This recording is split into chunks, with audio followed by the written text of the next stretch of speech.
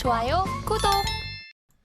네, 안녕하십니까. 오늘 2024년 1월 네 번째 주, 저희 경제사부 바로 화가 나서 억울하게요. 뭔가 답답한 심정으로 시작을 하겠습니다. 왜 한국 증시만 이 모양인지, 왜 2차 전지는 이렇게 돼버렸는지, 한번 또 속 시원하게 아니 좀 도와주세요 라고 외칠 때 또 바로 이분이 나타나시죠. 이분이 오셔서 또 저희 시장에 대한 갈 길을 한번 좀 잘 말해주실지 않을까 싶어서 또 긴급하게 모셨습니다. 우리 또 윤석천 전문가님 모셨습니다. 안녕하십니까? 네, 안녕하십니까? 네. 추운데 잘 지내셨습니까? 이런 얘기밖에 못 드리겠어요. 일단은 그냥 조용히 지냈습니다. 조용히요? 네. 마음을 가다듬으면서 조용히 지냈습니다. 마음을 가다듬으면서 길을 이렇게 안으로 끌어들이시면서요. 네. 일단은 하고 싶은 얘기가 무지 많지만 가장 먼저 드려야 될 게 한국 시장입니다. 네. 한국 시장은 왜 1월 달에 그래도 전통적으로 한국 시장 1월 달은 좀 강했습니다. 그리고 강하고 뭐 올해 대한 기대감, 올해 대한 신년 계획 세우면서 좀 강했던 시장이었는데 어쩌다가 이 모양의 시장으로 바뀌었는지 시장에 대해서 한 말씀해 주시죠. 뭐 여러 가지 이유들이 있을 것 같아요. 근데 그거는 뭐 어떻게 보면 사후 평가라고도 얘기할 수가 있는 건데. 그쵸, 안 가니까 얘기하는 거죠. 뭐 그 뉴욕 증시 같은 경우는 신고점을 썼죠. 부럽습니다. 뭐 사실 20% 정도가 오르면은 상승장이라고 하는데 진짜 상승장이라는 건 전저점을 갖다 전고점을 깼을 때를 갖다 상승장이라고 하잖아요. 그렇죠. 그 상승장이 일단 시작이 된 거고요. 일단 상승장이 한번 시작이 되면은 평균 4.5년 정도씩 간다고 해요. 와, 그 중간가 평균값으로는 한 157% 그동안에 오르고 중간값으로도 한 100% 정도 오른다고 하니까 역사적인 관점에서 놓고 본다라고 하게 되면은 그 뉴욕 증시 같은 경우에는 앞으로 졸만 남았다. 그리고 바로 옆에 일본 증시도 올 날고 있죠. 그러니까 같은 수속으로 이렇게 비교하는 거죠? 그렇습니다. 그럼 그들은 4.5년이면 앞으로 2029년까지는 그렇죠. 거의 뭐 그 정도까지 상승장이 이어진다고 보는 게 1947년부터 이후까지 분석을 해온 결과에 의하면 그래요. 와. 그러니까 뭐 그 앞으로 그 미국장 같은 경우에는 사실 뭐 아주 그 우리가 코로나19 사태와 같은 어떤 부정적 이벤트, 급작스러운 이벤트가 없다라고 한다면은 이미 상승장의 궤도로 접어 들어갔다고 보는 게 맞을 것 같고요. 사실 뭐 일본 증시 같은 경우도 지금 헐헐 날고 있잖아요. 그렇습니다. 뭐 그 분석을 일본 증시는 왜 좋냐라고 뭐 얘기를 하면은 뭐 거버넌스를 갖다가 뭐 바꿨다. 그다음에 중국과 홍콩에서 그 탈출한 돈들이 일본 증시로 몰리고 있다. 뭐 등등등 여러 가지 분석들도 내놓고 있고. 중국 증시 안 좋다고 하지만 올해 들어서는 한국 증시가 꼴찌 아닙니까? 글로벌리 꼴찌예요. 글로벌리 꼴찌. 아니, 전쟁난 러시아랑 비슷해요. 전쟁난 러시아랑 비슷합니다. 이게 왜 그럴까라는 걸 갖다가 저는 뭐 여러 가지 각도에서 한번 생각을 해봤어요. 글쎄요, 한국 경제의 펀더멘탈에 무슨 커다란 흠집이 난 건가? 그 거시경제적으로 놓고 봐도 사실 그렇습니다. 근데 그렇지는 사실 또 않거든요. 한국 경제가 뭐 지금 여러 가지 어려움에 처해 있는 건 사실이지만 저는 개인적으로는 한국 경제는 지난해 같은 경우에 저점을 완전히 바닥을 찍었다라고 보는 거고 올해는 작년보다는 좀 나아질 거라는 기대를 분명히 하고 있는 거고요. 그렇습니다. 그거는 뭐 OECD 경제 선행지수라든지 순환지수 순환변동치라든지 선행지수 순환변동치죠. 통계청에 이런 것들이 다 이제 반향을 틀었기 때문에 사실 한국 경제 같은 경우도 더 나빠지지는 않는다. 이게 사실은 뭐 그 전문가들 컨센서스라고 얘기할 수 있는 거고 저도 거기에는 동감을 합니다.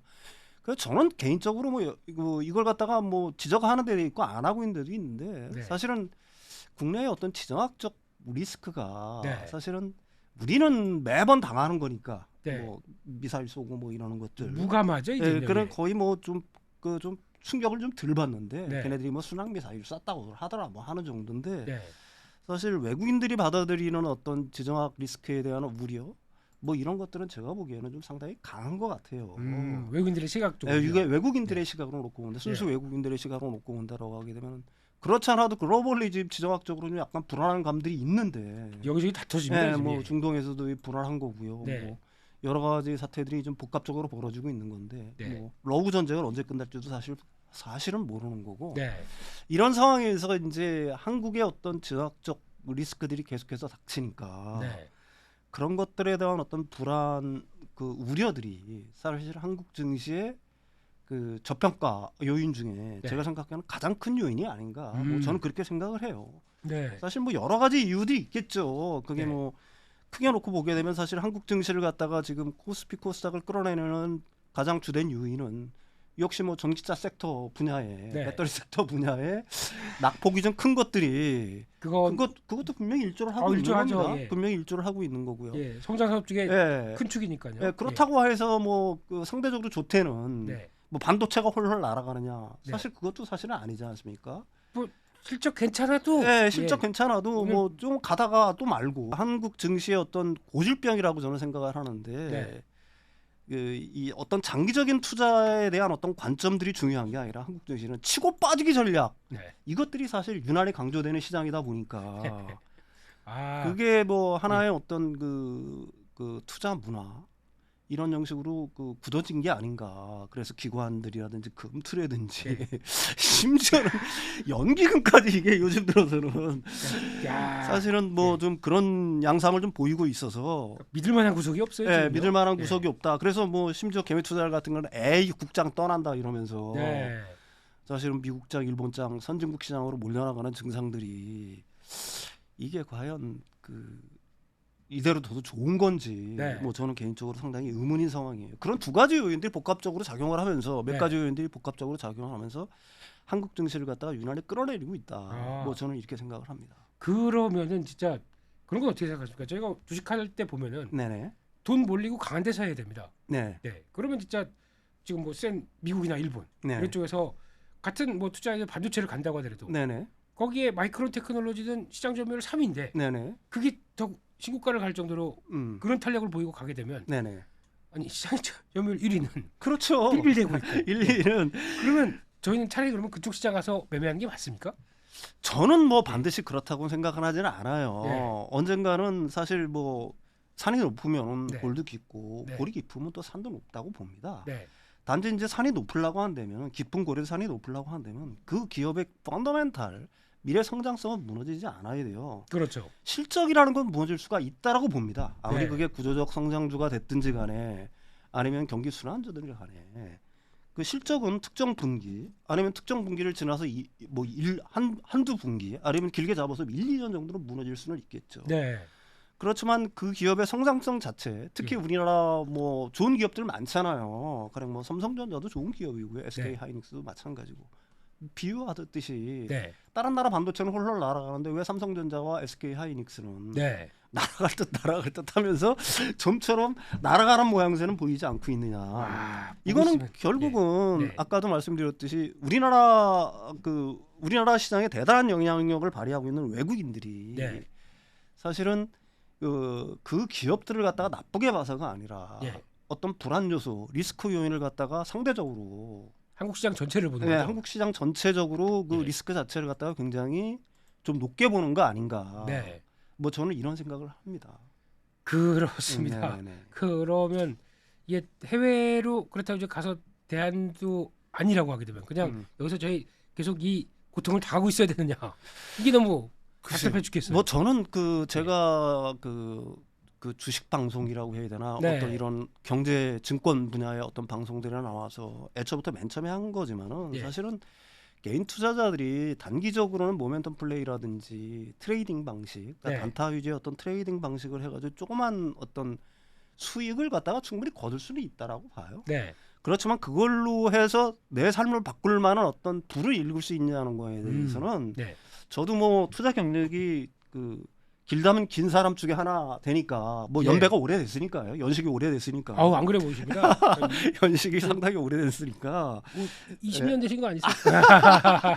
예. 감사합니다. 예. 어쨌든 예, 예. 이게 제가 해본 경험에 의하면 네. 그런 것들은 글쎄요. 뭐 단기적으로는 조그만 수익들을 줄 수 있을지 모르지만 장기적으로 내 자산을 불리는데 그렇게 큰 도움이 되지는 않더라. 아, 그러니까 뭉텅뭉텅 큰 돈을. 그게 예. 사실은 큰 수익을 남기고 하는 것들은 네. 내가 항상 봐도 내가 그래도 믿었던 기업들에 대한 어떤 확신 그걸 무너질 때 어떻게 버티느냐, 그런 주식들이 어떻게 버티고 예. 또 그 어떻게 보게 되면 또 저는 요즘 그런 생각들을 해요. 예. 참 이런 기회들이 그 쉽게 오지는 않은 기회 같다. 아, 물론 예. 이제 그 현금 여력이 있느냐 없느냐가 이제 가장 큰 문제가 되겠지만은 그렇죠. 평단가를 낮출 수 있는 좋은 기회가 되는 거니까요. 예. 그런 기업들을 사놓고 하면은 외국인들 지금 떠났던 외국인들이 언젠가는 다시 돌아오지 않겠습니까? 이런 어떤 국내의 어떤 지정학적 리스크가 네. 뭐 나는 그렇게 생각을 해요. 예. 한반도에서의 전쟁이라는 건 한반도에서 어떤 그 지정학적 불안이라는 거는 상상할 수 없는 일이다. 그렇죠. 저는 뭐 모든 솔직히, 글로벌 관계 이해제가 다 관계에 포함됐을 의해서 때, 사실은 그렇습니다. 예. 그게 사실은 뭐 그런 사태가 벌어지려고 하게 되면은 북한 같은 경우에는 뭐 그 김일성 그 김씨 왕조 자체가 예. 완전히 패족당하는 어떤 각오를 하지 않는 이상, 그렇죠. 예. 그다음에 지금 북한을 이끌고 있던 기득권 세력들이 완전히 다 망한다는 어떤 가정을 하지 않는 이상, 네. 그런 사태가 벌어진다는 거는 사실 상상할 수 없는 일인데, 네. 이제 우리가 느끼는 어떤 그런 어떤 그 제가 생각하기에는 그게 합리적인 추론이라고 보는데, 네. 그걸 외국인들은 사실은 그렇게 생각하지 않을 거란 얘기죠. 그 그렇죠. 사람들은 전쟁이 없는 상태, 특히 뭐 북미에 산다거나 유럽에 사는 사람들은 전쟁의 위협을 갖다가 얼마나 실제로 피부로 절감하면서 살겠어요. 그 사람들은 뭐 평생 가봐야 네. 그것도 어떻게 보게 되면 간접적인 경험에 불과할 텐데, 네. 이런 사람들이 느끼는 어떤 공포감이랑 한국인들이 느끼는, 우리가 느끼는 어떤 공포감 자체는 다르지만은 네. 이게 어느 순간에는 사실은 이게 잦아들 거란 얘기입니다. 네. 이런 어떤 지정학적 리스크 자체가 예. 그 영원히 지속되지는 않을 거란 얘기죠. 또 더구나 긴장의 어떤 수위 자체를 갖다가 지금보다 더 높여서 갈 수는 없다라고 생각을 해요. 네. 그렇게 된다 그러면 돌아갔던 뭐 집 나갔던 외국인들이 네. 언젠가는 집으로 다시 돌아올 거고요. 네. 그렇게 된다라고 하게 되면 한국 경제가 그 펀더멘탈이 유지되는 한, 그다음에 특정 어떤 산업군의 기업들이 건재하는 한, 네. 사실 한국 주식시장이 만약 이렇게 꼴찌를 내달릴 거냐 하는 거는 네. 제가 생각하기에는 의문의 여지는 좀 있습니다. 네. 예. 그래서 결론적으로 보게 되면 네네. 예, 우리 지금 말씀하신 내용들이 종합을 하게 되면 아무리 시장이 힘들게 한다고 하더라도 네네. 버티자. 예, 그렇습니다. 예. 제가 생각하기에는 지금은 그 버티는 게 그 가장 합리적인 옵션이다. 네. 가장 합리적인 옵션이다. 저는 뭐 개인적으로 이렇게 생각을 하고 있는 거고요. 네. 그다음에 지금이 어떻게 보게 되면은 사실은 뭐 한국 경제의 어떤 기초 체력으로 놓고 본다라고 하게 되면 네. 작년이 최악이었고, 네. 사실은 작년보다는 올해는 분명히 좋아질 것은 분명하다. 네. 그렇다고 하게 되면은 그 주가라는 거는 궁극적으로는 그 실물 경제 자체를 갖다가 반영할 수밖에 없는 거 아니겠습니까? 예, 예, 예. 기업의 실적이라든지 성장성 자체를 갖다가 반영하는 건데, 네. 그것들이 뭐 작년보다는 올해가 분명히 낮을 거는 분명한 거고요. 네. 그렇게 된다라고 하게 되면은 지금 증시를 억누르고 있는 어떤 외부적 요인들이 좀 잠잠해지면은 네. 주가는 탄력을 받을 수 있을 거라고 봅니다. 아, 그렇습니다. 이제 네, 다 우리 전문가님 말 듣게 되면은 네, 되게 마음이 위안은 오는데 네. 그래야지 이게 맞아 하고 딱 보는데 막상 주가를 보고 있으면은 이러고 있는 게 저희 심정이라서 그렇죠. 그렇지만 이거는 뭐 제가 반드시 드리는 얘기도 아니고요. 저도 많이 이제 뭐 학습을 한 거죠. 예, 학습을 예. 한 건데, 네. 그러니까 투자의 그 거장들, 네. 레전드들이 항상 하는 얘기가 있잖아요. 네. 투자의 덕목 중에서 가장 중요한 거는 사실은 인내심이다. 인내심이다. 제가 여기서 계속 얘기를 하지만 네. 워렌 버핏 같은 경우에는 주식시장은 엉덩이가 가벼운 사람의 주머니에서 엉덩이가 그렇죠. 무거운 사람 쪽의 주머니로 돈을 옮기는 기계다라고 얘기를 한 거고요. 네. 그다음에 코스탈라니 같은 경우도 사놨으면 그냥 한숨 잠을 자라. 꿈을 꾸듯이 잠이 안 와요. 잠이 안 와요. 예. 근데 주식 차를 궁금해서요. 갖다가 예. 사실 들여다 보면은 네. 업장이 무너지고, 네. 사실은 저도 뭐 이제 그 이번 방송에 출연해 달라고 그래서 사실 굉장히 속으로는 고민을 뭐 굉장히 많이 했습니다. 네. 뭐 어떻게 보게 되면은 뭐 어떤 분들 같은 경우 그런 얘기도 하실 수가 있을 거예요. 네. 저놈은 얼굴도 뻔뻔하고 왜 또 나와가지고 아, 뭐 그렇지 이런 않습니다. 소리를 하느냐라고 네. 얘기할 수 있을지 모르지만은 네. 저도 역시 지금 뭐 일부 종목 같은 경우는 일단 손해 보는 투자자로서. 예. 마이너스 국면으로 들어가 있는 거고, 예, 예, 예. 저는 뭐 내가 여기 와서 한 말대로 나는 실천에 사실은 옮기고 있는 사람이니까, 예, 예, 예. 그 저도 뭐 어떤 때 보면은 이렇게 그 내 포트 아니면 계좌를 이렇게 놓고 보면 한심하지요. 한심하지만 내가 지금까지 어떤 투자의 어떤 그 경험, 네. 뭐 역사라고 거창하까지 얘기할 필요는 없는 거고요. 경험을 놓고 보면은 사실 이런 경우가 한두 번 있었던 거는 사실 아니거든요. 아, 예, 예. 그렇지만은 그 항상 되돌아와서 그 나중에 올라서 보게 되면은 내가 믿었던 내가 충분하게 어떤 그 제가 이제 몇 번 그런 얘기를 했을 거예요. 신념의 내재화라고. 네. 그걸 갖다가 그 어떤 특정 기업이 특정 시기에 어떤 실적이 반드시 무너질 수는 있습니다. 네. 그러면은 분석을 해봐야 되겠죠. 예. 그 기업의 과연 앞으로의 미래 성장성 자체가 진짜로 무너진 것이냐. 그게 무너진 게 아니라고 한다면은 네. 사실은 지금의 그 최악의 실적은 사실은 그걸 갖다 조정으로 받아들여야 되는 거고요. 조정 자체가 상당히 깊은 조정이 지금 오고 있는 건 사실이에요. 특히 그렇습니다. 예. 전기차라든지 배터리 섹터 같은 경우에는 사실은 굉장히 그 일반인들이라고 하기에는 멘탈이 무너질 수가 있는 거죠. 뭐 네. 저 같은 경우도 사실은 어떤 경우에는 심하게 흔들리는 경우들이 있어요. 네. 그렇지만 이 정도 무너지고 나면은 저는 오히려 솔직히 얘기해서 마음이 편해집니다. 오, 그 당장 네. 넘어가신 거네요. 네, 그걸 갖다가 일단은 그 자체를 넘어간 거야. 사실 한 뭐 계좌에서 한 20% 30% 이렇게 무너지고 뭐 이러면은 안달이 나요. 그렇죠. 예, 안달이 나는데 예. 그게 뭐 한 40%좀 넘어지고 뭐 이러면은 예. 학설이 나고 예. 거기서 조금 더 나가면 사실 달관의 경지에 사람은 이르게 돼 있습니다. 되게 무서운데요. 예, 무섭죠. 예. 그렇지만 그때는 사실은 이미 예. 이렇게 보셔야 돼요. 만약에 트레이딩 관점에서 놓고 본다라고 하게 되면은 네. 손절의 시점을 이미 놓친 거고. 너 지나갔죠. 예. 예, 손절의 시점을 놓친 거고. 우리가 이때 판단해 봐야 될 거는 뭐였냐면은 이 주식을 내가 과연 그러면 그때 손절을 했어야 되느냐를 갖다가 분석해 볼 필요는 분명히 있다는 얘기죠. 예. 이거 손절하는 게 과연 맞느냐. 예. 그걸 누구든지 이런 얘기를 합니다. 누구든지 주식을 갖고 있는 사람은 보유 편향이라는 걸 갖게 돼 있어요. 예. 자기가 갖고 있는 주식이 좋아 보여요. 그렇죠. 좀 내렸어도 네. 좀 좋아 보이는 게 당연한 겁니다. 그렇지만 그걸 갖다가 그 어떻게 보게 되면은 좀 객관화 시켜서 네. 그 객관화 자신을 갖다가 객관화 시킨다는 게 굉장히 어려운 작업이지만 네. 누구나 하기 힘들죠. 그렇지만은 진짜 제3자가 돼가지고 냉정하게 분석해 볼 필요가 있다. 네. 내가 그걸 갖다가 손절하는 게 맞았느냐? 그걸 갖다가 분석해 볼 필요는 분명히 있겠죠. 네. 그렇지만 저는 지금도 마음이 평안하다는 게 뭐냐면은 네.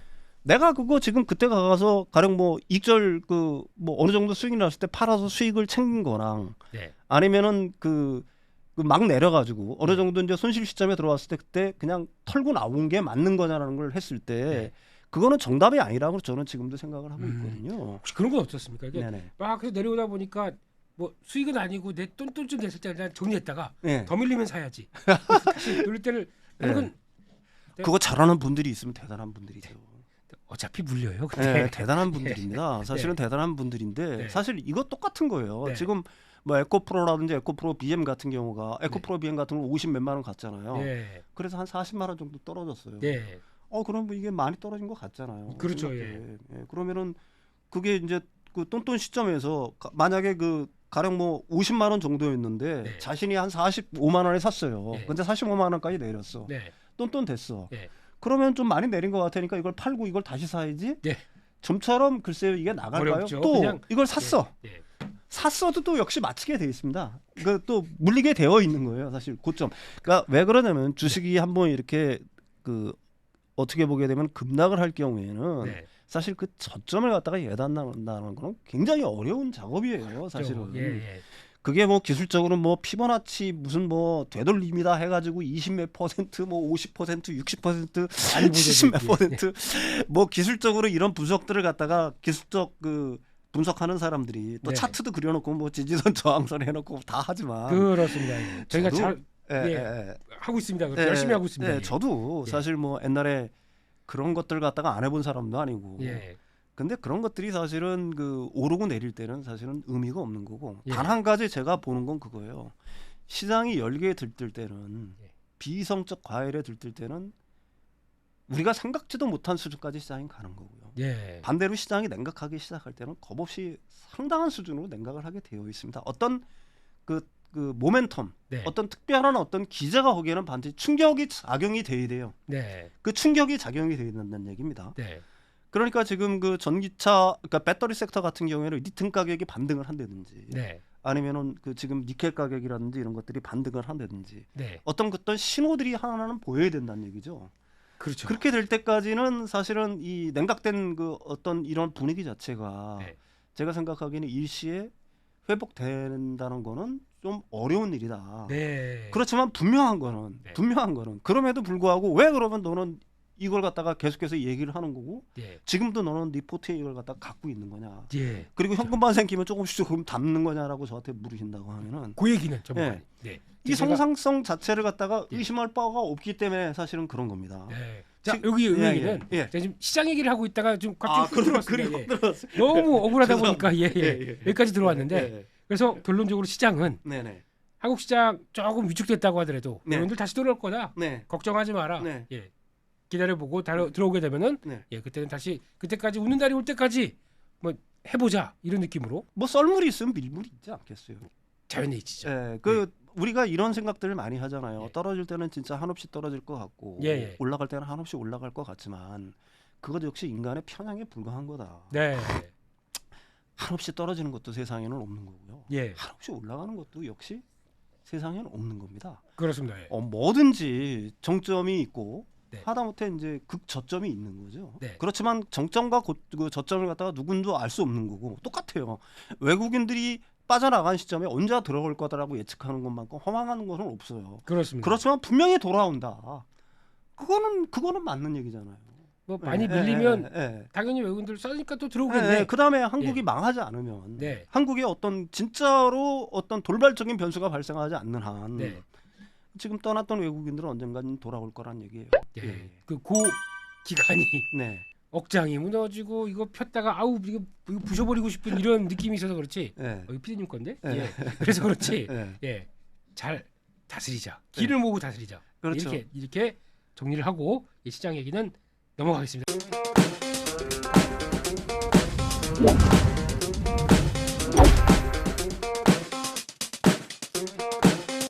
지금 오늘 우리 위원님 모시고 네. 드리는 얘기 중에 가장 핵심은 아니 어쩌다가 이 사태까지 온 이 네. 2차전지의 네. 동향과 함께 여기서 지금 저희가 갈등이 무지 많아요. 보유하고 계신 분들 아까 잠깐 말씀하셨지만은 뭐 30-40%는 기본 네. 그 이상으로 하락하다 보니까 네. 여기서 처음에는 네. 저희가 뭐 에코프 BM 같은 경우도 네. 네. 50만 원대 갔다가 이제 한 30만 원대 중반대만 된다라도 싸 보입니다. 네. 네. 그때 그렇죠. 열심히 또 저점 매수했습니다. 네. 물 탔고 네. 타는데 거기서 이탈하기 시작하다 보니까 30만 원대 이탈하면서 탈 돈도 없고 네. 그냥 손을 다 버렸습니다. 네. 예. 그리고 여기까지 들어온 상황을 네. 봤을 땐 네. 이제는 여기서 이제 과연 내가 뭘 어떻게 해야 될까 이런 생각만 드는 거죠. 당연히 그렇게 생각하실 수가 있겠죠. 예. 지금 그 BM 에코프로 BM 같은 경우에는 사실은 18만 원까지 갔었잖아요. 네. 그러다가 지금 오늘 얼마인지 오늘도 내리고 있는 줄 알고 있는데 오늘도 21만 원 되나요? 23만 원 됩니다. 23만 원 정도. 예. 그래도 약간 좀 밑거리를 달았네요. 와, 그래도 약간 좀 밑거리를 정말 시세에 달았어요. 투연하시군요, 우리. 저는 네. 뭐, 종가만 사실은, 보시는 거죠? 예, 그러니까? 그냥 봅니다. 네. 그냥 이 정도로 보는 거고 네. 사실은 아까도 얘기했지만은 30만 원이 무너지고 할 때는 마음이 굉장히 무너졌죠. 같이 무너졌죠. 네, 예상이가. 30만 원 정도가 무너지고 나서는 굉장히 무너졌지만은 네. 사실 그 이후에 어떤 그 이하를 갖다 뚫고 내려갔을 때는 아까도 얘기했지만 오히려 굉장히 마음이 평안한 상태라고 저는 얘기할 수가 있는 겁니다. 아, 싼데 이런 생각이 드시죠. 이걸 굉장히 지금 상태에서는 이걸 싸다 비싸다라고 이걸 갖다가 그 밸류에이션 하는 사람들에 따라서 굉장히 달라지겠죠. 네. 그렇지만 주가라는 거는 뭐 이걸 갖다가 좀 그 달관했다라고 얘기할 수 있을지 모르지만은 일단 주가라는 게 실적을 갖다가 반영을 하는 거라고 한다면은 네. 그게 맞다라고 한다면은 네. 이렇게 떨어지는 거에도 뭐 그게 난 다른 핑계는 대고 싶지 않아요. 뭐 네. 공매도라든지 뭐 외국인들 선물 매도, 그다음에 기관의 선물 매수, 그다음에 기관의 매도 차익 거래 뭐 네. 등등등등 해가지고 뭐 공매도가 없애면 뭐 우리가 방법이 없는 줄 아느냐 뭐 등등 해가지고 예.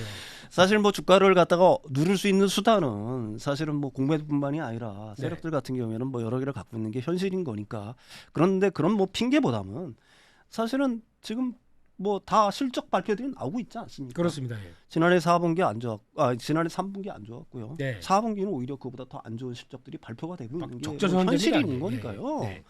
그렇다라고 한다면은 그 실적을 따라서 네. 사실은 그 주가가 그 반응을 하는 거는 그건 피할 수 없는 일이다. 네. 그걸 갖다가 뭐 주포들이 그걸 네. 갖다가 그 핑계로 이용을 해서 주식을 누르든 뭘 하든 네. 사실은 뭐 그 주식을 산 사람 입장에서는 어떻게 보게 되면은 그걸 갖다가 기꺼이까지는 아니지만은 네. 그래도 그 어쩔 수 없는 일이다. 네. 실적들이 만약에 그렇게 망가지고 있는 거니까. 그러니까 주가는 실적 그대로 나온 걸 반영하면서 이렇게 네, 빠졌다. 그렇다라고 그거에 대해서. 보는 거죠. 예, 예. 네. 그렇지만 우리가 주가라고 하는 거는 그래도 이제 내가 그래도 희망을 갖는 이유는 뭐냐면 주가라는 거는 네. 그 실적이라는 거는 사실은 지나간 일이에요. 이제는. 네. 이제 뭐 실적 시즌이 계속 되고 있는 거고. 예. 뭐 지금 양극재 업체들 같은 경우에는 포스코 퓨처엠 했죠. 네. 그다음에 이제 뭐 에코프로 BM이 하겠죠. 예. 그다음에 코스모 신소재 했죠. 근데 코스모 신소재 얘기는 좀 뒤에서 하고요. 네.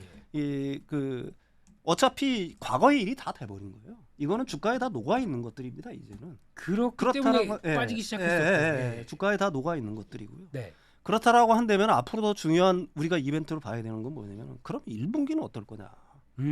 1분기는 어떨 거고 2분기는 어떨 거고 네. 올해. 예. 그다음에 3분기는 어떨 거냐라는 게 굉장히 중요한 변수가 될 수밖에 없는 거잖아요. 미래를 봐야죠. 이제 네, 지난 거 미래를 뺐고. 봐야죠. 예. 네. 그래서 지금 그 배터리 섹터를 갖다가 전기차는 말고요. 네. 배터리 섹터를 누르는 요인 중에 가장 큰 요인을 꼽는 게 전기차 시장의 성장률 둔화를 자꾸 얘기를 해요. 그렇습니다. 예. 좋습니다. 뭐 예. 전기차 시장이 성장률 자체로 놓고 보면 둔화될 수밖에 없죠. 왜 그러냐? 네. 당연히 그래요. 100만 대에서 예. 전기차가 100만 대인 시장에서 예. 100만 대가 더 팔리면은 몇 배 성장하는 거? 성장률을 놓고 보게 되면 100%죠. 100% 예. 성장하는 거잖아. 근데 1000만 대의 시장에서 예. 500만 대가 늘었어요. 그럼 50%네요. 그렇죠. 예. 500만 대가 늘었는데 50%인 거예요. 그러니까 음. 절대 대수를 봐야 되는 거라고 보는 겁니다. 왜 그러냐면은 예. 이미 그 시장에 그 가령 뭐 22년, 23년도에 보급된 네. 전기차 대수가 글로벌리 예. 사실은 굉장히 어느 정도 수준에 됐잖아요. 네. 그러니까 거기서 절대 대수 매년 판매되는 전기차의 절대 대수가 늘어난다고 하더라도 네. 성장률 자체는 앞으로 둔화될 수밖에 없는 거지 않습니까? 네. 이론적으로 그렇잖아요. 초기 폭발적인 시장이 아니기 때문에. 초기 폭발적인 시장이 아니고 네. 이미 보급 대수가 많아지면 많아질수록 네. 상대적으로 절대 대수가 늘어나더라도 네. 성장률 자체는 둔화될 수밖에 없는 겁니다. 네. 이걸 갖다가 굉장히 유심히 봐야 되는 거고요. 네. 그 다음에 다시 이제 원래대로 돌아와서 전기차 성장은 좋습니다. 그렇다라고 해요. 네. 그렇다 그러면 배터리 업체들 같은 경우가 봐야 될 거 아니겠습니까? 그럼 배터리 업체들 같은 경우 전기차 전방 뭐 시장의 어떤 둔화 요인을 해서 배터리 어떤 수요가 약화될 거라고 얘기를 하는데 네. 그거는 제가 생각하기에는 어불성설인 이유가 절대 대수가 늘어난다는 얘기예요. 네. 아까도 말씀드렸듯이 성장률 자체는 가령 뭐 100% 성장했다가 60% 성장했다가 30% 성장으로 준다고 하더라도 네. 그 절대 대수 수치. 그 예. 절대 매년 판매되는 절대 대수 자체는 네. 24년도가 23년보다 많지 않겠습니까? 그렇죠. 그다음에 이 배터리 같은 경우들 같은 경우에는 지금 거의 다 그 어떻게 보게 되면 그 셀 업체들과 사실은 바인딩 계약으로 묶여 있는 것들이고요. 예. 그다음에 배터리의 셀 업체들 같은 경우 우리나라 그 K3사 배터리 3사들 같은 경우에는 투자 규모가 네. 진짜로 전방 산업이 어렵고 힘들다 그러면 그 투자를 줄여야 될 거 아니에요. 그렇죠. 예. 예정대로 진행을 합니다. 심지어 삼성 SDI 같은 경우에는 울산에 새로 공장을 짓겠다라고 일정 발표를 냈잖아요. 네. 이거 도대체 뭘 말하는 걸까요? 음. 그리고 배터리 수요라는 것 자체가 네. 자꾸 우리는 전기차만 생각을 하는데 뭐 전기차 수요주나 어쩌고 저쩌고 계속 얘기를 하는데 네. 지난번에도 얘기했잖아요. EV 선박. 네. 유럽에서는 그게 25년부터 30년에 폭발할 거라고 전망을 해요. 네. 그 다음에 ESS 시장. 네. 2030년까지 20배 성장한다고 얘기를 합니다. 그렇죠. 친환경 에너지 나올수록 친환경 당연히 있어야 이게 되니까요. 그 예. 배터리가 전기차에만 쓰이는 게 분명히 아니다라는 걸 갖다가 여러분들이 인식할 필요가 있는 거고요. 예. 선박에 만약에 배터리가 쓰인다라고 가정을 한번 해봅시다. 뭐 네. 드론 이런 거 빼고요. 예. 뭐 UAM 이런 거 빼고 네. 선박에 배터리가 쓰인다라고 한번 해봐요. 예. 여러분들 예. 그 전기차에 몇 배가 들어갈 거예요 배터리가. 어디 보자. 예, 아마 돛도 필요하지 않을까 이렇게. 돛도 막힐게요. 예, 한번 돛도 필요하고. 한번 여러분들이 그거는 그 앞으로의 미래를 그려나갈 수 있는 어떤 상상력 이게 굉장히 중요한 거라고 저는 생각을 하고 있는 거고요. 예. 배터리의 어떤 절대 수량 자체 판가는 물론 낮아질 수가 있다는 얘기입니다. 여러 가지 네. 이유로 해서 네. 그렇지만 판매량 자체가 줄어들 가능성은 제가 생각하기에는 거의 0%에 가깝다라고 보는 거고요. 네. 그렇다면 이제 판가 부분을 보자는 얘기예요. 네. 배터리의 판가를 갖다가 배터리색 그 양극재 업체들의 수익률이 그 마이너스가 된 거, 영업이익이 마이너스인 걸 갖다가 네. 코스모 신소재 같은 거는 영업이익 플러스가 났습니다. 네. 그 YOY 기준으로 해서 영업이익은 4분기에 그러니까 네. 2003년 4분기에 벌써 200% 이상 성장을 했고요. 네. 매출은 줄었어요. 30%가 줄었는데. 그렇습니다. 예. 그럼 쟤네들은 무슨 용 빼는 재주가 있어서 그러네요. 이렇게 네. 영업이익이 늘어났을까? 네. 그러니까 전년 동기 대비입니다. 전년 218% 동기 대비. 늘었네요. 예, 217%인가 218% 늘어서 네. 왜 늘었을까요? 네. 얘네들은 예. 리튬을 갖다가 자신들이 직접 그 사오는 게 아니에요. 네. 재고를 안고 있는 게 아니에요. 셀업차에서 공급을 받습니다. 네. 납품하는 셀업체에서 배터리 셀업체에서 공급받아서 하는 거예요. 네. 그러니까 리튬의 어떤 재고 평가선 그다음에 리튬의 재고 압박을 전혀 받지는 않았다는 얘기입니다. 그렇죠. 그래서 그 코스모 신소재 같은 경우는 영업이익률이 8.8%에 달한 거예요. 네. 그렇다 그러면은 지금 양극재 업체의 그 영업이익을 갖다가 가장 그 결정하는 주요 요인은 결국은 메탈 가격이구나. 그렇죠. 리튬 가격이구나. 전혀 변화가 없네요. 네. 예. 네. 리튬 가격이라고 얘기할 수가 있잖아요. 네. 그럼 리튬 가격이 앞으로 어떻게 될 건가를 여러분들이 보시란 얘기예요. 리튬 저는 뭐 이 주가 패턴은 사실은 제가 그렇게 요즘 보지를 않아요. 네. 뭐 봐봐야 신경질만 한다고. 봐봐야 그러니까 자기 대충 방어 뭐 준비하시면서, 대충 예. 준비하면서 뭐 이런 방송이라든지 이런 걸 갖다가 해야 되니까 어쩔 수 없이 보기는 모르지만 네. 그거 신경도 안 씁니다 사실. 네. 근데 중요하게 보는 건 내가 리튬 가격은 거의 매일매일 체크해요. 니켈 예. 가격하고 네.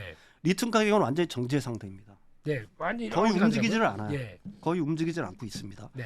그렇다고 한다면은 그 우리들이 합리적으로 한번 생각을 한번 해보자고요. 네. 리튬을 비싸게 샀어요. 양극재 업체들이 재고를 네. 안고 있습니다. 과거에 샀던 것들이 지난해 4분기, 그다음에 지난해 3분기, 네. 3분기부터 뭐 지난해부터 이제 막 내리기 시작한 거니까요. 네. 3분기, 4분기에는 상당한 부분을 갖다가 소진했을 거라고 저는 생각을 하고 있다라고 보는 거예요. 예. 예.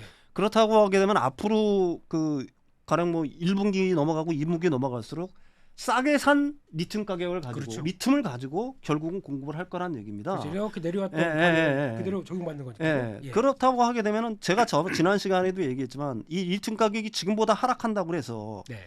하락하는 그 기울기 자체는 막 급하락이 아니라 약간씩 하락할 최악의 네. 경우 예. 가장 부정적인 시나리오를 본다고 하면 조금씩 하락할 거란 얘기죠. 네. 그러니까 재고 평가선 자체가 사실은 줄어들 거란 얘기예요. 그렇죠. 예. 이제 긍정회로를 돌리면 네. 만약에 여기서 리튬 가격이 올라간다라고 하게 되면은 평가 이익이 이 평가 이익이 엄청나게 나기 시작한다는 얘기입니다. 네. 더불어 판가 자체도 올라가겠죠. 이게 굉장히 중요한 변수라는 얘기입니다. 네. 리튬 가격은 사실은 그런 상태고요. 니켈 가격은 약간 좀 떨어지다가 요 며칠은 또 상승을 하고 있어요. 네. 제가 오늘 아침에도 확인을 했습니다. 요즘에 구리, 막 예. 아이언 이런 거 다 올라오더라고요. 예. 그러니까 네. 사실은 그 양극재 업체들 네. 그 같은 경우 전구체 업체들도 역시 마찬가지예요. 네. 역시 메탈 가격에 굉장히 큰 영향을 사실은 받는다라고 얘기할 수가 있는 거고요. 네. 그것들이 지금의 어떤 어떤 바닥 기조를 갖다가 네. 제가 생각하기에는 확인하는 단계라고 보거든요. 이건 제 얘기가 아니라 네. 얼마 전에 그 호주 필바라 미네랄이라는 거 있지 않습니까? 예. 리튬 예. 광산. 이걸 갖다가 주인이 바뀌었어요. 주인이요. 예. 네, 주인이 바뀌었습니다. 네. 중국이 회사가 지분이 제일 많았는데 그걸 네. 호주 연계금이 다 사들였어요. 호주 연기금. 호주 연계금이 1등 주인이 됐습니다. 네.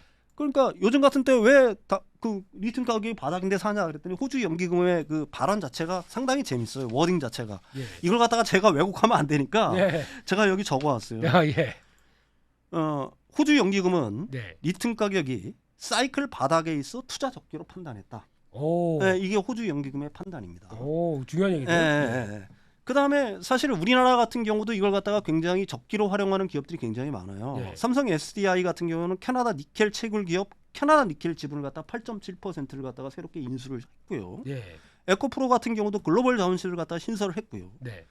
특히 이제 블룸버그에서 그런 기사가 나왔죠. 예. 한국의 배터리 기업들이 네. 리튬 세계 최대 매장지인 칠레에 예. 굉장히 눈독을 들이고 있다. 네. 이게 사실은 현재까지의 어떤 시점인 거거든요. 네. 그렇다라고 한다면은 업계에 있는 사람들 같은 경우 네. 사실은 저보다 훨씬 더 그 분야에 대해서는 전문가일 거 아니겠습니까? 네. 이 사람들이 왜 이렇게 니켈 확보라든지 이런 거에 이걸 갖다가 현재 시점을 갖다가 기회라고 판단하고 현재 시점에서 여기에 굉장히 공을 들이는 걸까요? 그걸 여러분들이 분명히 판단해 볼 필요가 있다라고 보는 거고요. 네. 그래서 그 리튬 가격의 반등 여부가 네. 사실은 뭐 여러분들이 지금 이렇게 어떤 그 하락장, 그러니까 네. 배터리 섹터 업체의 어떤 하락장을 갖다가 이게 그 방향을 바꿀 네. 하나의 기점이 될 거다. 저는 음. 그때까지는 좀 기다려야 된다라는 생각들을 하고 있는 거고요. 네. 그렇다면 그렇게 그 리튬 가격이 반등을 하는 시점이 언제일까라고 저한테 물어본다라고는 네. 저는 그렇게 거기에 대해서는 명확한 답을 드릴 수는 분명히 없어요. 그래도 매일 보시지 않습니까? 네, 맨날 체크하고 보시면 봅니다. 네. 그 뭐가 보는데, 감이 오시지 않으세요? 네. 좀 언제쯤 이런 거? 근데 제가 이제 이걸 갖다가 자꾸 유심히 보는 이유는 네. 우리가 옛날에 그 리튬 가격이 폭등했던 때가 있었잖아요. 예. 항상 그 주식이든 우리가 자산이라고 생각하는 거는 실수요만으로 가격이 결정되지는 않아요. 그렇죠. 가수 있죠. 거기는 당연히. 가수요가 붙어 있는 네. 얘기입니다. 지금 그 전기차 섹터가 이렇게 빠지고 우리나라 주식시장이 빠지는 이유는 뭐예요? 결국은 가수요가 주식이야말로 가수요의 어떤 전장이라고 얘기할 수가 있는 거지 않습니까? 그렇죠. 예. 사실 뭐 특정 기업의 주식을 갖다가 내가 배당을 받겠다, 아니면 그 회사의 주주로서 뭐 봉사를 하겠다, 아니면 경영에 참여했다, 이게 어떤 실수요의 목적이고 그렇죠. 그렇죠. 사실은 자산 이득을 남기겠다라는 투자 이익을 남기겠다는 가수요지 않습니까? 예, 예. 가수요 자체가 말라버렸기 때문에 지금 이렇게 낙폭을 키우는 거라고 얘기할 수가 있는 거거든요. 네. 근데 중요한 건 뭐냐면은 그 인간의 기억이라는 거는, 그래서 이제 어떻게 보면 주식시장의 호황과 붐과 버스트, 그러니까 네. 호황과 불황이 이게 반복이 되고 경기 사이클도 반복이 되는 어떤 사이클이 발생하는 이유 중에 가장 큰 이유는 저는 인간의 기억 때문이라고 저는 생각을 하고 있거든요. 기억이요. 예. 네. 사실 그 리튬으로 예. 리튬에 그 투기적으로 투기를 했던 사람들이 큰 돈을 벌었던 사람들이 있을 거 아닙니까? 그렇죠. 예. 그리고 주변에 그런 사람들이 있던 걸 봤던 사람들이 있을 거 아니겠습니까? 네. 그러니까 만약에 리튬 가격이 조금씩 지금 이 상태에서 바닥을 벗어나 조금씩 반등을 시작하게 되면은 네. 거기는 실수요자뿐만이 아니라 실제로 가수요들이 붙기 시작할 거란 얘기예요. 네. 그래서 리튬 가격이 언제든지 만약에 그 바닥 국면을 탈출해서, 제가 그 이 방송인지 어디 딴 데 가서 한 얘기인지 모르지만은 네. 한 달 정도 이상만 약간 우상향의 어떤 그 곡선을 그려준다라고 하게 되면은, 그게 네. 개걸음일지라도 약간 우상향하는 모습을 보여주기 시작한다고 하게 되면은, 이렇게 치고. 그거는 그 에너지 자체가 네. 그 앞으로의 에너지 자체가 얼마나 거기에 포함이 되면서 폭발할 때 사실은 누구도 모르는 거거든요. 그렇죠. 뭐 그런 사태가 벌어진다라고 하게 되면은 사실은 지금 우리들이 굉장히 악재로 꼽고 있는 그 양극재 업체들에 대한 어떤 모든 우려들, 예. 그런 것들이 그건 뭐 먼 과거의 일처럼 어느 순간 훌훌 날아갈 거라고 저는 봅니다. 제가 그렇잖아요. 예. 이렇게 빠질 때는 신경도 안 쓰. 예. 안 봐요. 안 봐요. 그렇죠. 횡보하고 있으면 이거 봐라 이제 빠진 게 예, 그쳤네라고 하다가 아무 관심은 둬야지 하다가 예. 이렇게 올라오기 시작하면서 이제 사볼까 했는데 막상 못 사요. 예. 이렇게 하다가 이렇게 탁 뛰기 시작하면 튀기- 아이고 늦었네. 이때 사셨어요. 그렇습니다. 막 수요 붙지 않습니까? 예. 그래서 네. 그 시점 자체를 갖다가 그게 무슨 뭐 인공지능을 갖다가 거기다 대입한다 그래도 그 시점 자체를 갖다가 정확하게 예측할 수는 없을 거예요. 그렇습니다. 슈퍼컴퓨터를 아무리 된다고 하더라도. 근데 가격이라는 것 자체는 모든 자산이든 뭐든지 가격이라는 거는 인간이 만들어내는 거예요. 네. 인간이 만들어내는 거고, 인간은 어떻게 보게 되면 기억에 좌우되는 어떤 동물이라고 얘기할 수가 있는 겁니다. 네. 과거에 한번 이렇게 크게 올랐던 것들에 대한 어떤 기억들, 네. 그리고 거기에서 상당한 재미를 봤던 어떤 기억들에서 도저히 자유로울 수는 없다. 그러니까 그때가 언제일지는 모르지만은 네. 그런 시점은 분명히 올 거라고 저는 봅니다. 네. 그러니까 그런 것들이 사실은 그런 것들이 이렇게 좀 진행이 됐을 때, 네. 그 눈에 보일 때 지금 이렇게 어려움을 겪고 있는 그 음. 2차 전지 섹터 자체가 반등할 수 있는 어떤 기회 이런 아, 것들이 예. 마련될 거라고 봐요. 그럼 이제 그쪽은 이제 피해 관련된 쪽. 네네. 예, 그쪽에 대해서 충분히 여기 말씀하셨고 음. 공감이 많이 가는 부분들. 네네네. 예. 리튬 가격만 보자. 예. 니켈 보고 있다, 나 지켜보고 있다, 뭐 이러면서요. 예. 그러셨는데, 예. 그럼 이번에 이제 2차 전지 업황들을 이제 끌어내리면서 실적의 부진을 끌어내렸던 것 중에 가장 중요한 게 피해 하락도 있겠지만 네네. 큐의 하락도 있었습니다. 네네. 큐의 하락도 있었습니다. 네, 그렇습니다. 네. 그래서 전기차 시장에 앞던 이제 전반응 산업이죠. Q의 축소가 네. Q의 하락이 나오게 되면서 P와 Q가 동반적으로 빠지네. 네. 그러다 보니까 저희가 주가도 그렇고 네. 여러 가지 딱 놀래면서 하락했던 부분들이 상당히 크다고 하게 되면, 그럼 지금부터는 네. 오늘 이제 테슬라 실적도 발표를 했지 않습니까? 네네, 그랬죠. 발표하면서 이제 나왔던 예측치도 많이 낮았는데 그거보다도 약간 좀 위축된 쪽으로 나왔습니다. 네. 살짝 위축된 네. 쪽으로요.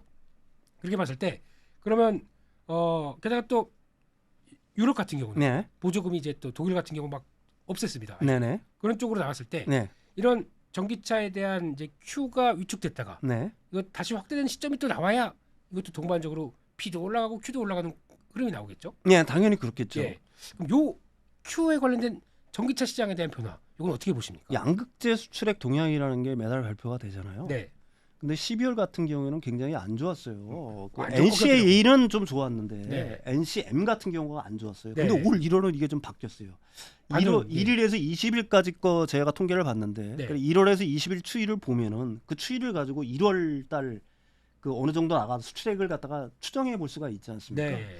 제가 알고 있기로 NCM 같은 경우는 12월 대비, 그러니까 네. MOM이죠. 네. 전월 대비로 해가지고 거의 한 40% 늘었어요. 오, 예. 굉장히 많이 수출이 좀 늘었습니다. 근데 네. NCA 자체가 좀 부진했어요. 오. 그 NCA는 어디가 만드느냐 알잖아요. 예. NCA는 어디가 주력으로 하고 NCM은 어디가 주력으로 하고. 네, 예. 근데 이제 그 어떻게 보게 되면 이런 단기적인 어떤 수출액의 동향 예. 뭐 이런 것들도 그 주식을 하는 사람에 있어서 뭐 또 정보를 그 다루는 사람 입장에서는 무시할 수는 사실은 없겠죠. 네. 그렇지만 그건 그 한 달의 어떤 수치 아니면 분기별 수치를 가지고 그 이미 그 투자를 한다. 네. 이거는 그 단기적인 어떤 투자라든지 모멘텀 플레이를 하는 사람들한테는 굉장히 필요한 덕목이라고 얘기할 수는 있지만 네. 제가 중요하게 생각하는 게 결국 장기적인 추세라고 저는 생각을 합니다. 네. 에코프라임이 그 44조 원 계약을 했잖아요. 네, 그렇습니다. 하지 않았습니까? 네. 그렇다고 하게 되면 그다음에 지금 생산하고 있는 것들도 대부분 같은 경우 바인딩 계약인 거고요. 네. 그렇다라고 한다면은 그게 분기별로 네. 아니면은 뭐 특정 달에는 네. 뭐 여러 가지 이유들 때문에 좀 주춤주춤 할 수는 있겠죠. 네. 그렇지만 장기적인 어떤 그 성장성 네. 뭐 이런 거 하에서 그 가령 뭐 삼성 SDI가 네. 에코프로 BM에 괜히 44조 원 그 계약을 체결한 건 아니지 않겠습니까? 그렇죠. 그렇죠. 예. 그다음에 삼성 SDI가 1조 원을 추가로 들여서 울산에다 새롭게 공장을 짓는다라고 하는데 네. 진짜 앞으로의 성장성이 그렇게 의심이 된다라고 하게 되면은 네. 그런 어떤 전략적인 투자라든지 캐펙스 투자를 할 수가 있겠어요. 네. 한번 생각을 해보시라는 얘기입니다. 네. 그다음에 아까도 말씀드렸듯이 시장 자체라는 게 네. 지금 전기차 시장만 생각을 해보면 여러 가지 곤란한 이슈들이 굉장히 많죠. 가령 뭐 유럽에서는 뭐 전기차 보조금을 줄인다. 네. 미국에서는 뭐 또 일부에서는 트럼프 리스크가 있어서 뭐 어떻게 될지 모른다. 별 네. 이상한 소리들을 다 하는데. 안 좋으면 다 네. 나옵니다. 악재 네. 총출동입니다. 네, 악재 출중도 하는데 예. 제가 그 지난 시간인가 어떤 게 노이즈고 예. 어떤 게 시그널인가를 여러분들은 명백히 아실 필요가 있다는 얘기예요. 네. 그러니까 우리가 전기차 시장으로 가는 거 아니면은 지금 내연기관 자체를 갖다가 네. 그게 전기차뿐만이 아니라 선박이든 네. 아니면 그 항공기든 앞으로 그 지향해야 될 그다음에 갈 수밖에 없는 당위성이라는 게 있지 않습니까? 네. 그거는 지금의 어떤 그 화석연료를 사용하는 거에서 반드시 탈피를 해야 된다는 네. 어떤 인류 전체의 공감대 자체가 이미 만들어진 상황이란 얘기예요. 네. 그러니까 전기차 시장 자체가 뭐 둔화된다. 진짜 실제로 둔화된다고 해봅시다. 네. 나는 절대 수량 자체는 절대 그렇지 않다라고 보는데 네. 그렇게 만약에 가정을 해보자고요. 그럼 네. 다른 분야는 어떻게 될까요? 다른 분야 이제 막 새롭게 탄생하는 분야들 같은 경우는 어떻게 될 거란 얘기입니까? 네. 그거는 뭐냐면 왜 그러냐면은 네. 사실은 전기차에 들어가는 배터리 자체는 네. 사실은 그 삼원계라든지 LF 배터리 자체가 개발된 것과 거의 비슷한 시기에 같이 전기차에 맞물렸기 때문에 제일 먼저 차용된 게 전기차지 않습니까? 그렇죠.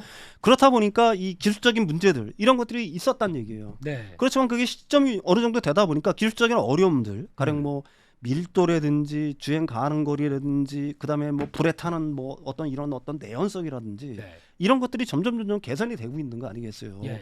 그렇다고 하게 되면 이게 이제 새로운 시장이 본격적으로 열리게 되면은 네. 특히 유럽에서 이제 선박에까지 이걸 갖다가 지금 뭐 네덜란드 같은 경우에는 사실 요트 이런 것들은 전부 다 배터리 쓰고 있어요. 예. 이걸 갖다가 일반 선박으로까지 확대하는 움직임이 불기 시작한다고 하게 되면 그때는 바로 차용안에서 쓰게 될 거 아니겠습니까? 예. 그게 뭐 어떤 이미 성능의 어떤 개선, 네. 배터리의 어떤 성능 개선이 어느 정도 이루어진 상태이기 때문에 네. 전기차 시장 맨 처음에 겪었던 그다음에 초기 배터리 시장에서 겪었던 어떤 그런 어떤 문제점들 네. 이런 것들이 새로운 그 어떤 시장이 대두가 됐을 때는 거기에 바로 차용해서 쓸 수 있는 상태가 될 거란 얘기입니다. 네. 그래서 그 시장 자체의 어떤 성장성은 무시할 수가 없다는 얘기예요. 예. 그래서 설사 아까 좀 얘기했지만 전기차 시장이 이 해가 가면 갈수록 성장률 자체는 둔화가 되겠죠. 네. 성장률 자체는 둔화가 되겠지만은 절대 대수는 늘어날 거고 설사 성장률 자체가 둔화가 된다고 하더라도 거기에 대체되는 시장들이 그만큼의 시장이 또 새롭게 만들어질 거란 얘기입니다. 네. 그렇다는 얘기예요. 예. 그렇다고 하면 이게 과연 지금 한국 기업들이 들이고 있는 한국 배터리 업체들이 들이고 있는 어떤 이런 어떤 독점 예. 그게 이제 사실은 상황적 독점이라고 얘기할 수가 있는 거죠. 네. 왜 그러냐면 지금 북미에서는 특히 미국 같은 데서 중국산을 완전히 배제하려고 하고 있는 거고요. 네. 유럽 역시 그런 비슷한 움직임을 보이고 있는 거 아니겠습니까? 맞습니다. 전기차 보증을 갖다가 없앤다든지 중국산 전기차에 대한 어떤 보증을 갖다가 전면적으로 조사를 한다든지 예. 아니면 그 유럽이라고 바보는 아니니까 네. 현지에다가 니들이 공장을 짓고 뭐 이렇게 하라라든지 하는 것들이 사실은 그런 어떤 견제책이 나오고 있는 상황에서 한국 기업들한테 굉장히 우수한 상황적 독점들이 만들어지고 있는 거다. 이거는 굉장히 좋은 기회가 되는 거고요. 네. 그럼 이런 독점들이 그 어느 정도까지 유지될 수 있냐가 굉장히 문제잖아요. 근데 네. 이게 중요한 이유는 뭐냐면은 그 현대의 어떤 산업에서 가장 중요한 거는 선점이거든요. 선점. 사실은 예. 북미 지역에서의 어떤 선점. 이런 것들이 굉장히 큰 어떤 상황적 독점, 네. 한국이 누리고 있는 어떤 그 상황적 독점 상태를 갖다가 생각보다 오래 예. 우리 기업들한테 안겨줄 수가 있다. 뭐 저는 그렇게 개인적으로 생각을 해요. 네. 그래서 아까도 말씀하셨듯이 지금 큐의 문제 자체도 네. 사실 그렇게 크게 염려할 게 있는 거라는 거는 의문의 여지가 있어요. 가령 네. 특정 달, 특정 월, 특정 분기 자체는 네. 그런 어떤 우여곡절이 있을 수가 있겠죠. 플럭츄에이트, 예, 그렇습니다. 크게 보게 되면. 예, 크게 보게 되면은 그렇지만 장기적인 관점으로 이렇게 시야를 조금 더 길게 가져가고 보게 되면은 네. 지금 이런 신호들 자체가 노이즈라는 걸 갖다가 여러분들이 충분히 이해하실 수 있을 거라고 생각을 해요. 네. 그렇습니다. 이게 저희가 하다 보면은 점점 시야가 좁아질 수밖에 없어요. 예, 아무래도 예. 그렇죠. 시장 예, 보고 예. 나오는 데이터 보고 뉴스 보다 보면은 네네. 근데 뭐 그러면 또 악재만 이렇게 많다가 좋은 거 호재만 나온다고 하더라도 우와라고 생각은 하겠는데 주가는 또 변화가 없으면 이게 또 사람 미치게 하거든요. 근데 이걸 갖다가 여러분들이 이해하실 필요가 있는 게 네. 과연 지금 한국 언론에 쓰고 있는 기자들이 그쪽에 과연 전문가들이라는 걸 갖다가 여러분들이 이해하실 필요가 있다는 얘기입니다. 그건 맞습니다. 그래서 여러분들이 제 말도 마찬가지고 네. 누구도 믿지 말라고 하는 이유는 뭐냐면은 누구의 말이든지 경청할 필요는 사실은 있어요. 네. 내 시각과 완전히 반대되는 어떤 언론의 기사가 하나 떴어요. 네. 그런 걸 갖다가 충분히 여러분들이 열독하실 필요는 있다라고 봅니다. 음. 그렇지만 그걸 갖다가 최종적으로 판단하는 거, 그 얘기가 맞는지 틀리는지, 네. 이게 과연 단기적인 관점인지 아니면 장기적인 관점인지를 갖다가 여러분들이 판단할 수 있는 눈, 네. 그게 저는 제가 생각하기에는 그게 진짜 실력이라고 보는 거예요. 네. 이런 눈을 갖다가 여러분들이 반드시 갖춰야 될 필요가 있는 거고 네. 상황이 어려우면 어려울수록 그 뭐 하늘이 무너져도 솟아날 구멍이 있다라고 하잖아요. 근데 네. 솟아날 구멍을 갖다가 찾으려고 한다면은 네. 좀 멀리 보고 이 가까이만 볼 게 아니라 좀 네. 이렇게 멀리도 보고 하는 이런 어떤 자꾸 안목을 길게 이렇게 보는 연습들이 필요한 거 아니냐. 그거는 제가 생각하기에는 훈련이라고 생각을 사실은 합니다. 훈련. 예. 어떤 사람들 같은 경우는 굉장히 큰 어려움이 닥쳐도 네. 무너지지 않는 사람들이 있잖아요. 네. 근데 어떤 사람들은 조금만 힘든 일이 와도 무너지는 사람들이 있단 말입니다. 힘든 일이 올 것 같아도 무너집니다. 네, 힘든 일이 올 것 같아도 감기 무너지는 사람들이 오고 있어요. 예. 그럼 그게 과연 그 사람의 능력일까라는 걸 저는 여러 번 생각을 해요. 저 자신이 살아면서 느낀 거는 그것도 네. 훈련이더라. 아, 예. 이렇게 그 어떤 사람이 얼마 전에 네. 주식을 전혀 안 하시는 앵커분이신데 저한테 네. 묻더라고요. 네. 시장에 들어가서 손해 보면 어떻게 해요? 네. 마이너스 이렇게 계속 찍히고 그러면 저는 못 참을 것 같은데 네. 그러더라고요. 네. 근데 저는 그분한테 한 얘기가 제가 그렇습니다. 그것도 그 훈련이다. 예. 자꾸 당해 보면 익숙해집니다. 야. 근데 그걸 겪어보지 않은 사람들은 그걸 갖다 굉장히 힘들어하는데. 그럼 주식하면 안 되지 않습니까? 그런 네. 사람들은 체질적으로 주식시장에 얼씬거리면 사실은 안 되는 거예요. 예. 그러니까 우리가 주식시장의 어떤 손해, 네. 계좌가 이렇게 퍼렇게 멍드는 거는 어떻게 보고 어디 보면은 그 상사다, 병가시장처럼 예. 항시 있는 일이다. 네. 그리고 이걸 좀 장해보고 이걸 극복을 해서 수익을 내본 사람들은 네. 그 사람들은 오히려 네. 이런 장에서 굉장히 큰 마음의 어떤 평안, 안정을 얻고 사실은 불타오르는 시장에서 굉장히 불안합니다. 아, 오히려. 오히려 예. 막 시장이 활활 타오르고 할 때 네. 굉장히 불안해요. 그때쯤 되면 만약에 다시 불타오르다고 하게 되면 우리 또 이제 평론가님 막 바쁘실 텐데 여기저기 불리고 그렇죠. 다니고. 그런데 예. 그때가 왜 저 같은 경우는 왜 불안하냐면은 그렇게 그 불타오르는 시장에서 자칫 내가 말을 잘못하면 시장을 갖다가 온갖 그렇잖아요. 네. 그래서 내심으로는 사실 그런 때는 굉장히 불안하고 네. 지금 같은 경우에는 오히려 굉장히 마음이 차분해지고 합니다. 네. 그러니까 거듭 말씀드리지만 네. 여러분들이 그 가령 어떤 부정적인 기사들 네. 요즘 들어서 뭐 굉장히 그런 기사들이 제가 보기에는 굉장히 많아요. 네. 그렇지만 저는 그런 기사들 갖다가 거들떠보지도 않는 게 아니라 오히려 열독을 한번 해봅니다. 네. 이 사람들의 주장은 이런 건데 이게 맞을 수도 있다는 가정에서 열독을 해보는 거죠.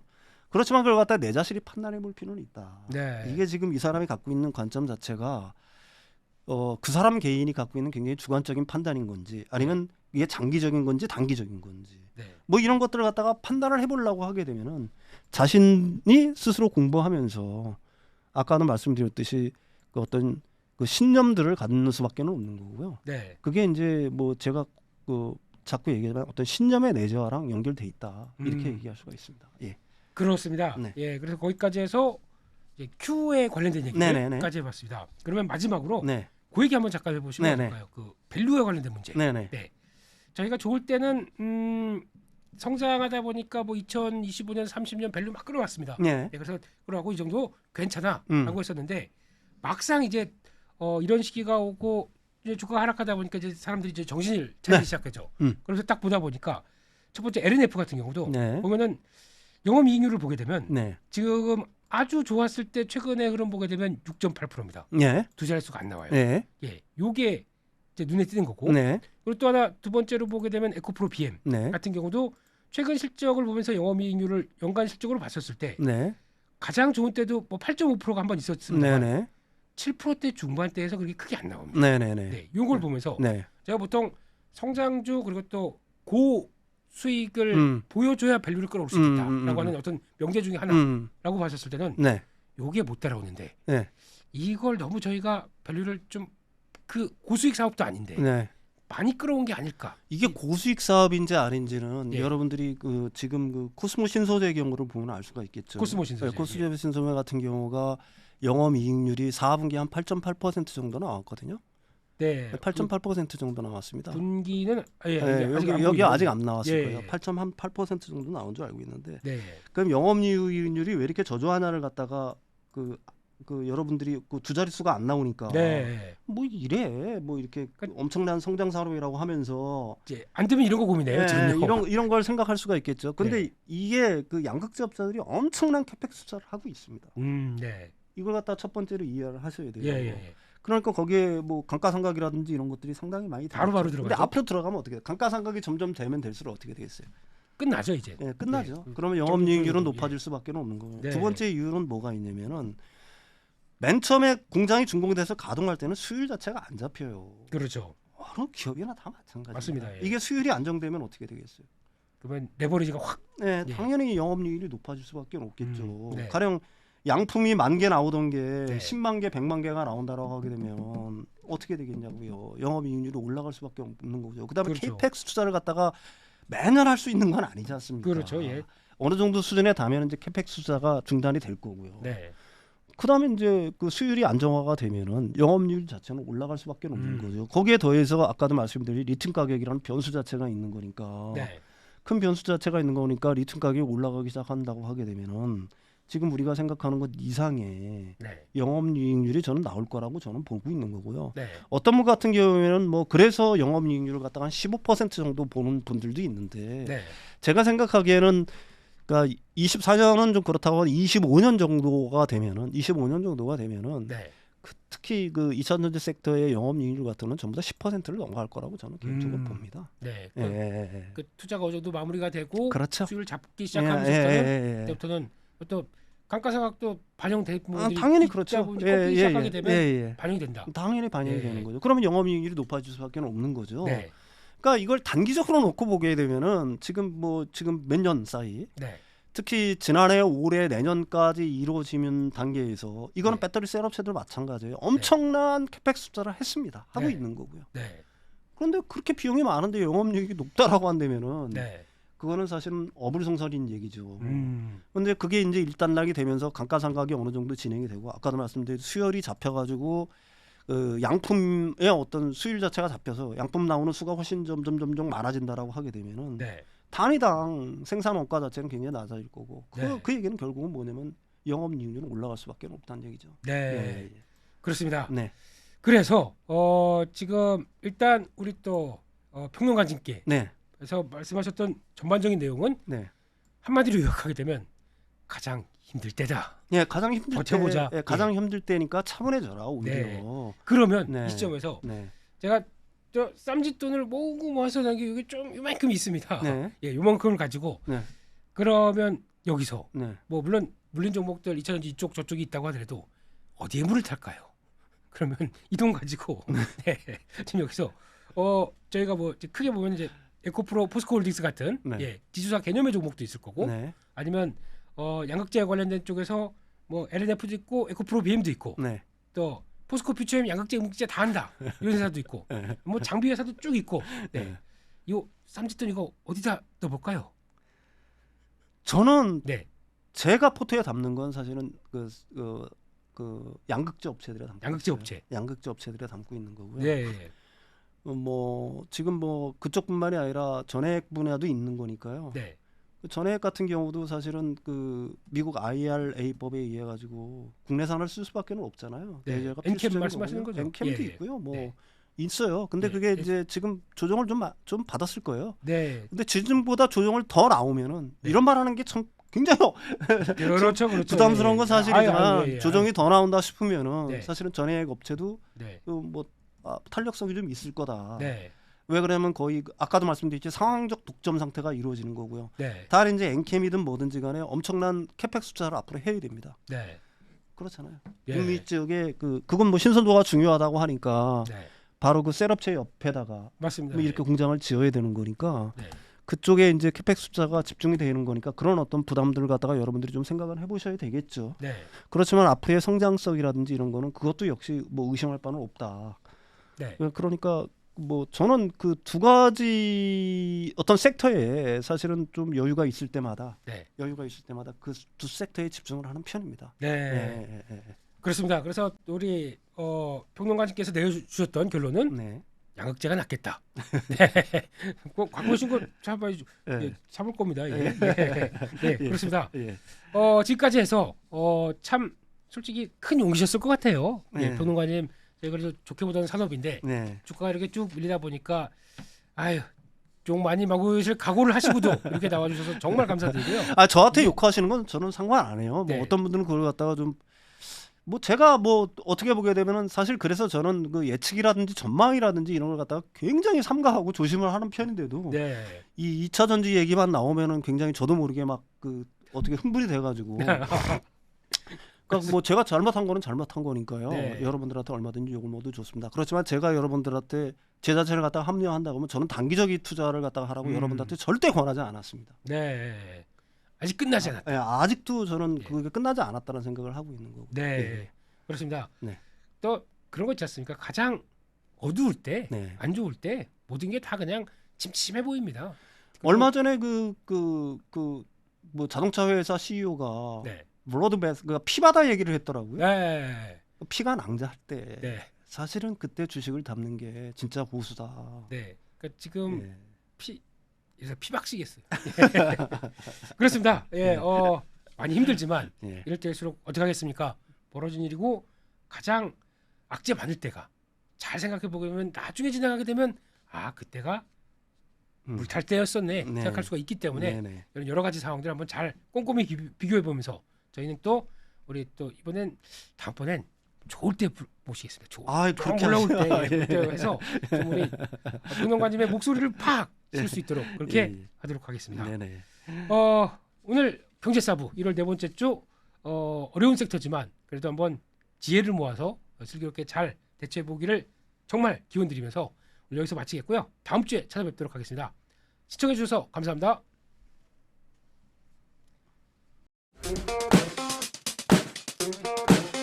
좋아요, 구독.